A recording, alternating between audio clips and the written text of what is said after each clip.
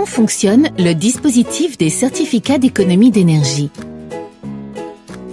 Dans le cadre des accords européens sur l'énergie et le climat, l'État français a voté la loi POP en 2005, qui propose notamment un dispositif appelé Certificat d'économie d'énergie, CEE.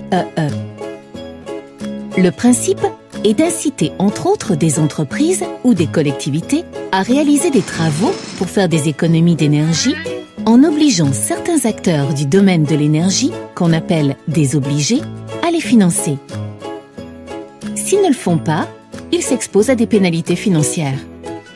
Ces travaux peuvent être l'installation d'une ligne de production moins gourmande en énergie ou la pose de matériaux isolants. Lorsqu'elles souhaitent réaliser ce type de travaux, les entreprises ou les collectivités sont généralement accompagnées par une société spécialisée dans le conseil en économie d'énergie. Celle-ci fait des préconisations sur les caractéristiques des travaux à réaliser. Une fois les travaux effectués, elle transmet les justificatifs des travaux au Pôle national des certificats d'économie d'énergie.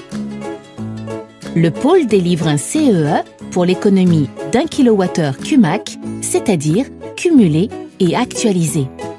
Cumulé car cela prend en compte l'économie d'énergie réalisée pendant toute la durée de vie du nouveau matériel installé, et actualisé car cela prend également en compte son usure et donc sa perte d'efficacité énergétique.